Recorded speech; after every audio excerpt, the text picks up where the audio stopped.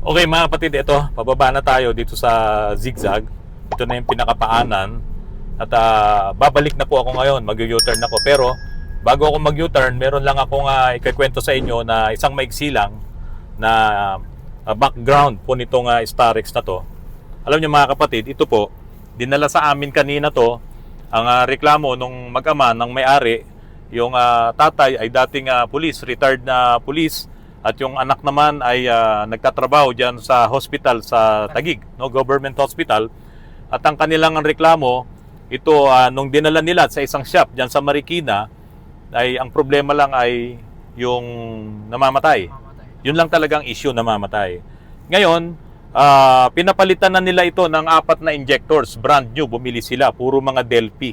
Kasi nga baka iyon yung problema nung iba pang mekaniko, ibang shop na pinagdalhan nila. Ngayon, nang dinala dyan sa Marikina, pinalitan ng turbo, pinapalitan ng common rail high pressure sensor, pinalitan din yung bagong filter, pati yung feed pump. At ang masaklap dito, yung 4 na injectors na bagong bili nila. Ano? Ang sabi po nung may-ari, palitan daw po yung 2 injectors doon. Hindi daw po yun yung original. Nung pumunta sila sa shop na yon, wala itong unit. Wala. No, ginamit daw. Saan daw dinala? Sa Marilaki nag-road test. Sa Marilaki, nag-road test daw. Pagdala sa shop kanina, binasahan ko po ito ng scanner sa data stream at nakita ko kagad na yung kanyang mass airflow sensor hindi gumagana. Ngayon, pinalitan ko to ng mass airflow sensor, kaya kami ngayon nandito sa lugar na ito para malaman ko kung ito ay may low power pa. Kasi nung nagpalit ako ng mass airflow sensor, nagre-reading na po yung kanyang mass airflow. Okay, i-test muna natin at mamaya ako na ikikwento sa shop yung talagang nangyari dito at mapapanood ngayon ito ng may-ari. Naniniwala ako na magko-comment siya kapag napanood niya po itong vlog na ito. At meron pa po itong isang issue. Malamang yung mga injectors, washers nito ay hindi sila nagpalit ng bago kasi may singaw din po yung kanyang mga injectors. Okay, U-turn na po ako. Paakyat na po ulit tayo. No, fasten your seatbelt at lilipad po tayo. Hindi, joke lang. Ayan na po. Mataas po itong lugar na to ha. Ang sabi dito ay low power. Tingnan natin ngayon kung may low power pa po itong Grand Starex po na ito. O, ang gaman nakbo oh. Oh, parang kotse oh. Oh. Tingnan natin. Oh, may tatawid. Si kuya naman. Ayan po oh. Ito po ay dahil sa nagpalit na ako ng map sensor. Kung ito po low power, hindi po ito makakatakbo ng ganito. Paakyat tayo, naka-aircon tayo. Kahit sabihin mong hindi tayo puno, ay hindi ito basta-basta makakatakbo ng ganitong kabilis. Sa may-ari po nito, retired police. Hindi ko po alam ang ranggo nyo, Sir Cipriano. Ito po ang inyong Starex. At doon po sa anak nyo na prostrate na yung mag-asawa. Sabi nyo nga po, talagang nawala na sila ng pag-asa dito sa Starex dahil hindi talaga maayos-ayos. Ang dami nyo na pong nabili. Ito po, at umaandar na po ang inyong sasakyan. Napakaganda po niya ngayong manakbo. Dito tayo sa kabila. Bagal ng truck. O, ito, paakyat po ito. Hindi po ito low power. Nakaka-overtake paakyat. Katatapos lang nating i-test drive ito pong Starex na ito. Tulad po ng sinabi ko sa inyo, bibigyan ko kayo ng maiksing kwento. Ikaw ang nakausap kanina nung may-ari. Yes, Ano daw ang ginawa dito nung dating talyer dyan sa Marikina? yung mga ginawa po na pinagdalan niyang talyer na ito sa Marikina, yung mga ang issue lang nito is namamatayan lang daw. Namamatayan. Namamatayan lang po. Okay. Tapos yung mga ginawa naman ng shop na yon, nagpalit sila ng 4 na injectors. Nagpalit ni. Bago daw yan sabi eh. Opo, Nung may-ari, bago. nagtataka nga sila bakit pinalitan ng injectors. Dalawa. Dalawa. Pero yung bago dinala sa Marikina yan, 4 na bago yun, Delphi. Delphi po ang brand. Pero yung may-ari lang ang nagsabi nun na pinalitan daw ng 2. Ano pa ba yung mga pinalitan dito? Yung turbo. Yung Turbo? Turbo po. Opo. Sabi nung taga Marikina, turbo. Ano pa? Tapos yung common rail na sensor. High pressure High sensor. pressure sensor. Nagpalit din. Pero sabi nila parang may tagas Parang pa. may tagas po yung common rail. At saka bago yung kanyang yung feed pump bagong-bago. Yan, tingnan nyo. Bagong-bago po yan, pati yung mga filter. Ito yung mga bagong injectors na dati, pero ang sabi nga nung may-ari ay napalitan daw yung 2. Ngayon, ano yung issue na nung pumunta sila doon sa shop? Wala daw yung sasakyan doon. Ano yun? Opo. Wala daw po yung sasakyan doon, naabutan nila. Naabutan nila. Road test pala sa Marilaki. Oh, tapos nung kinukuha na nila, ayaw pang ibigay. Dahil nga meron pa raw ibang mga issues. Kaya nagtagal pa ng Tagal pa ng doon sa araw. talyer na yon. Ngayon, ito mga kapatid, siguro hindi lang na diagnose ng tama Tama. itong sasakyan na ito kasi low power siya. Kapag ka low power kasi at wala kang nakikitang mga check engine, Yes, sir. talagang malilito ka. Walang nadedetect sa scanner. Walang nadidetect. So pagka low power, pwedeng injectors. Injectors. O, di ba? Kaso nagpalit na nga ng 4 na injectors. Kapag ka low power, pwedeng turbo. Turbo. Di ba? Kaya nagpapalit ng turbo. Map sensor. Pwede ring common rail. Ayan, common rail No? sa... Pwede ring high pressure pump kapag ka low power. Pero yung mga yon, yung common rail high pressure, yung high pressure pump, lahat yan, pati yung turbo, malalaman mo yan kung yan ay gumagana or hindi. Or kung yan ay mahina sa pamamagitan ng Data stream. data streaming. Kaya po ito mga kapatid kanina, pagdating nito, kasama ko pa yung mag-ama, ipinakita ko sa kanila na yung kanilang map sensor ay hindi po gumagana ng maayos. Wala po siyang reading. Naka-stack lang siya sa 28.235. Naka-stack lang siya at kapag ka nire-revolusyon, pumupunta sa 0, babalik lang ng 56, wala na. So kapag ka yung air mass flow ang may problema, walang susukat doon sa volume ng hangin na papasok sa makina. So importante kasi yon, yung volume ng hangin, susukatin niya yon, ipipid yun sa computer kasi kailangan ng tamang mixture ng hangin at mixture ng fuel. Kapag ka walang masukat yung ating sensor, wala siyang ibibigay na information sa computer, kaya maglo-low power po yan. Hindi siya makapagbibigay ng tamang mixture. Signals. Okay, ngayon, revolution mo nga, tignan natin. Ito yung kanyang lumang map sensor. Tignan natin kung gumagana ng maayos. No? Ayan, umaandar po yan. Tignan nyo po ito, yung 28.235.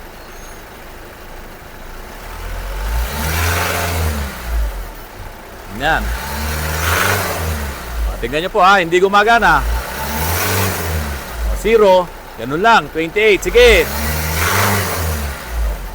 Yan. Yan po yung unang nakita ko. Sabi ko doon sa may-ari, doon kay Sir Cipriano, saka doon sa anak niya, may problema ang inyong air mass flow. At yun lang ang problema niyan, kaya po kayo naglo-low power. Ang daming pinalitan. Ang mahal. Nag-aaway na yata yung mag-asawa or nagkakaproblema na sila dito sa sasakyan na to. Nawawala na po ng pag-asa. Nawawalan na sila ng pag-asa. Kaya lang, yung dating gumawa, hindi siguro sila marunong gumamit ng scanner or baka wala silang scanner, kaya hindi nila nakita at hindi nila natumbok kung ano talaga ang problema kung hindi po itong mass airflow sensor. Ito, isang assembly po na yan. Yung mass airflow sensor na yan. Ngayon, Christian, ganito. Tanggalin mo to at ikabit natin yung mass airflow sensor na yon at basahan mo ulit Hindi. ng data stream. Ngayon, yun yung ginamit namin kanina nung kami ay nagro-road test. Ngayon, ikinabit ko lamang yung kanyang original para maipakita ko po sa inyo na wala po talagang trabaho yung kanyang original na map sensor. Ngayon, yung ginamit natin kanina sa road test, ibalik mo ulit para maipakita naman natin yung reading. Alam niyo mga kapatid, huwag sanang magagalit yung ibang mga mekaniko saka yung ibang mga talyer. Ito po, ipapakita ko po sa inyo yung naging problema nitong Starex na ito. Hindi ko po minamaliit yung ibang mga mekaniko, ibang mga shops. Kasi ito, ang nangyari, ang daming pinapalitan na pyesa, turbo, injectors, common rail, high pressure sensor, yung kanyang feed pump, halos lahat na nagalaw na nila dito. Pero hindi pa rin nagkaroon ng power, may problema pa rin. Ang hindi nila naisip na palitan ay yung map sensor. Kaya ito pong vlog po na ito, kung kayo ay maka-experience talaga ng ganitong issue sa inyong mga Starex at kahit sa iba pang mga sasakyan na naka-electronics, huwag nyo pong kakalimutan na dapat yung map sensor, MAF, mass airflow sensor, ay gumagana. Yan po ay may reading na from 0 or 28 to 100 to 150 to 200. Depende po yun kung ano yung design. Pero hindi siya pwedeng stock lang sa 28 katulad po nito. Ito yung map sensor na ginamit namin kanina nung nag-road test po tayo. ibalik mo ngayon to at magre-reading tayo. Yan. So ito po ay libre na sa mga estudyante, libre na sa ibang mga may talyer, no? Huwag kayong basta-basta magpapabili ng kung ano-ano. Baka mamaya, yun nga lang map sensor ang may problema. Tulad nga po nito. Ang laki na po ng nagastos nung may-ari nito. Dito pa lang, alam mong hindi maganda kondisyon, no? Basahan lang is, oh. Dapat nakita na yan nung dating gumagawa. Ayan. Basahan lang is, oh. Oh. Okay, balik mo ngayon yan. Yung ginamit natin pan-testing kanina, itetest ngayon natin. Kung hindi na siya nag-i-stuck sa 28.235. Titignan natin ngayon kung yung reading doon sa scanner ay tumataas na ng 100 plus or 200. Depende kung gaano ka diin yung apak mo sa accelerator. At kapag ka ganun na nangyari, hindi na ngayon lalabas yung issue ng low power niyan. Sayang, no? Bumili ng turbo, nawala yung dalawang injectors na Delphi, bumili ng common rail high pressure sensor, at ang sabi pa nga nung may-ari, mukhang napalitan daw yung kanyang common rail. Napakasakit, Kuya Eddie. Kaya po sa mga aspiring na mekaniko, mga estudyante, lagi po kayo manonood ng vlogs ni Autorans. Libre po yung mga pagtuturo dito. Balang araw, mapapakinabangan nyo po itong mga ipinapakita ko po sa vlogs para hindi po kayo magkamali sa inyong pagdadiagnose. Start ko na, sir. Start mo na. Okay, mga kapatid, ito na yung ikinabit ni Christian na mass airflow sensor, yung gamit namin kanina. Nasaan yung luma? Ipakita mo yung maraming oil. Okay, ito yung luma, yung original. Dito nga sa Starex, yan, punong-puno ng oil. Okay, ito na yung reading. Tignan nyo mga kapatid. Oh. So, 28.235. I-revolution mo, Christian. Tignan natin kung maglalaro itong reading ng air mass flow dito sa makina po ng Starex po na ito. Yan, tignan nyo po, oh, maabot pa ng 225, oh. Oh, sige, sige pa. Okay, sandali lang mag-graph tayo. Punta tayo sa graph. Sige, graph tayo. Tignan nyo, oh, mga kapatid, oh. Oh, sige. Sige. Oh, umaabot pa ng 254. Sige. Wala, oh, ayan. Sige, lakas mo. Ayun, 225, 254. Sige, okay na yan. So ngayon mga kapatid, okay na po ngayon itong reading ng ating map sensor. So, Maabot na rin siya ng sir? 4,500. 4,500 yung RPM. reading sa RPM. Oo. So talagang ang issue lang nito mga kapatid, yung kanyang map sensor na hindi nakita nung dating gumagawa. Ang daming pinalitan, turbo, common rail, nagkaroon pa ngayon ng pagdududa yung may-ari nito na napalitan yung kanyang dalawang injectors. Pero teka muna, Christian, may singaw ang injectors ito. Yung injectors washer, may singaw. Kasi po, dito sa dipstick, wala tayong usok. Ayan, oh, walang usok sa dipstick, no? So, ibig sabihin, maganda yung kanyang mga piston ring. Wala tayong leak doon. Pero dito sa ibabaw, may usok. Tingnan nyo, oh. Oh, may usok siya. At amoy tambucho. Oh. Mabaho yung amoy niya, amoy tambucho, hindi amoy na langis. So ibig sabihin, itong mga injectors na to, may singaw po yung mga injectors washer niyan. Ngayon yung singaw ng injectors washer na yon pumapasok sa loob dito sa ibabaw ng cylinder head at iyon ngayon yung lumalabas dito, pansinin niyo, oh. Oh. Dito may usok pero dito wala. Iangat mo to, Christian. Oh, wala dito, oh. Pero dito may usok. Kaya ito, singaw din, ang mga injectors nito, malamang hindi ito nagpalit ng injector washers. Ayan na, paakyat na po yan. Hindi ako bebelo. Ito, hindi ako bebelo, mabagal ako. Okay, ito na. Sige, abante na kami. Oh, tingnan nyo po, oh. Wala na po siyang low power. Ang lakas, oh. Okay, mga kapatid, nakita na natin ang problema nito. Magpapalit lang ng map sensor. So yung nagasto sa turbo, sa common rail, at doon sa nawalang injectors, at pati doon sa feed pump, at di pa natin alam kung ano pa ibang pinagpapalitan dito. At siyempre, yung abala ng may-ari, at ang tagal po kasing ginawa nito doon sa dating shop, sana po sa susunod na magda-diagnose kayo, napaka-importante po talaga na magamit nyo yung kapasidad no, ng inyong scanner. Kailangan talaga pag-aralan nyo lahat ng pyesa kung ano ang trabaho at i-read nyo ngayon sa scanner. Kapag hindi nyo nakita yung trabaho ng pyesa na yon sa reading ng data stream, sigurado, iyon ang may problema. Okay, mga kapatid, kami ni Christian lilipat lang doon sa Ranger. Kasi yung Ranger po ni Major, nakita na namin ang problema doon sa maingay na differential.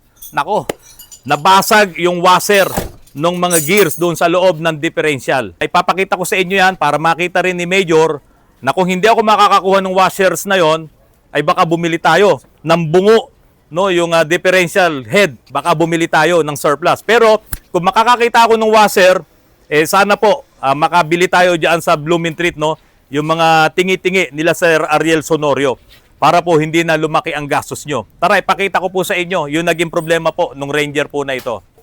Ayun, no. Tingnan to mga kapatid, ito po yung differential ni Major. Ito. Tingnan mo yung loob, oh. Kita ba, Glenn? Ha, ayun, oh. Nagkaroon na ng ngipin. Dapat walang ipin yan kasi bearing to eh. Nakapasok lang dito yung mismong ehe, yung shafting. Tapos kakamada na doon sa ipin naman itong mga gears po dito sa loob. Ngayon, napakaingay po nito nung nakarang ibinlag ko, no? Nung inangat namin yung dalawang gulong nitong Ranger na to. Ingay, talagang parang may nagsasangag na sabi ko nga, bala, parang may sinasangag sa loob. Sige!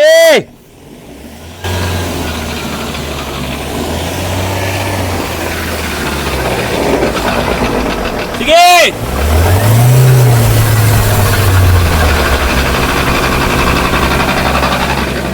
Kasi naman po mga kapatid, nadurog pala. Itong washer po, ayan oh. Dito, sa gear na to, itong portion na to, nadurog to. Kaya po ito, nagkaroon ng kalug. Tingnan nyo yung kalug nito. Oh. Ayan, sige, ayan oh. Nagkaroon po yan ng kalug ngayon. Kaya umingay ng husto. Tapos, itong pinaka-ehe, nandun, yung ipin nun, no, yung mga spline, nagmarka na dito sa bearing. Isa pa yun ngayon na nagiging problema, nagpapaingay. At ito nga po yung nadurog na washer. Yung kalahati nito, ito, pakita ko sa inyo kung nasaan. Ito Glenn, halika. Huwag ka lang mauuntog. Ayun, no? Ha? Ito, oh. Ito, ayan. Ayan. Ito. Ayun, nandun. Kaya alisin pa namin yan dyan. Yung kaputol nito. Yun ngayon ang nagpaingay. At ito po, ayan, ito yung tumatama ngayon doon sa bearing. Kaya nagkaroon na ng marka ng spline. Yung pong bearing na yun, ito umiingay ito. Kaya po itong itong Ranger ni Major, sa totoo lang, ang sabi nung nagbenta sa kanya, ito raw po ay repossess. Repossess ng bangko, repossess ba ng insurance to? Kasi grabe oh, para masiraan ka. Ngayon lang ako naka-experience ito para masiraan ka nitong washer na to doon sa gear. No, spider gear sa loob po nito, hindi po ordinaryong gamit ang na-experience itong Ranger po na ito. Kaya po Major, hi po. Ito po, nasira ito. Sana makakuha ko ng ganitong pyesa. Kasi kung hindi ako makakakuha ng ganitong pyesa, mapipilitan tayong bumili nitong mismong differential head po na ito. Itong pinakabungo niya. Kaya sana makakuha tayo kay Sir Ariel Sonorio sa Genome Auto Supply. Diyan po sa Blooming Treat. Matulungan natin si Major. At kawawa naman si Major. Ang laki na ng nagagastos niya rito. Kaya para hindi na tayo bumili ng buong differential carrier. Mga kapatid, maraming salamat sa patuloy na pagtangkilik nyo po sa aking channel. Maaaring nagtatagal yung ibang trabaho namin dito, katulad nitong kay Major, pero kasi binubusisi talaga namin yung problema. Yung Starex na ni-road test ko po kanina, bagamat hindi ito magtatagal sa amin dahil nakita ko kagad yung kanyang issues na ang daming pinalitan nung mekaniko diyan sa Marikina, ginamit-gamit pa yung sasakyan, ang hindi nila nakita, ang problema lang talaga ay yung map sensor. Kaya dapat aral-aral din pag may time, mga kapatid kong mga mekaniko, para matutunan natin ang paggamit ng scanner at matutunan nyo kung paano gamitin yung data streaming ng ating mga scanner. Meron tayong dalawang birthday celebrants dito sa Autorans, si Pyong at si Pogi. Pogi, ilang taong ka na? Halika dito. Ha? Ilang taong ka na? 20 na, sir. 20. Ikaw, Pyong, ilang taong ka na? 21 pa rin. 21. O yan. Ito pong mga to, wala pa po itong girlfriend. Hindi ito marunong manligaw. Wala silang mga girlfriend. Kaya ngayon, birthday nila, ipinaghanda po namin. Ayan, meron pong spaghetti, merong 2 pansit, pero itong pansit ayaw ni Ron, kalaban ni Ron to. Saka meron tayong cake. So ngayon, awitan na natin sila ng happy birthday. 5, 4, 3, 2, 1. Happy birthday to you. Lakas nyo naman. Happy birthday to you. Lakas nyo. Happy birthday, happy birthday, happy birthday to you. To me, hindi to you. Okay, sabi ni Pyong, happy birthday to you. Kinakantahan mo siya. Ikaw naman kinakantahan mo rin to. Okay. O tara, kain na natin. Ay, teka. Oh, meron palang cake na ihipan. Grabe. Oh, 2 kayo. O, sabay kayo ha, sabay. Sabay, Dito ka. kiss. Kiss. Oh, sabay. Sabay kayo. Hindi, dyan lang. Kiss. Yuko kayo, yuko. Kiss! Happy birthday. Hey! Mga kapatid, maraming salamat sa patuloy na pagtangkilik nyo po sa aking channel. Sana po paki-likes, paki-subscribe ang aking channel, paki-share po ang aking mga videos at paki-pindot po ang notification bell. Maraming salamat, magandang hapon po sa inyong lahat.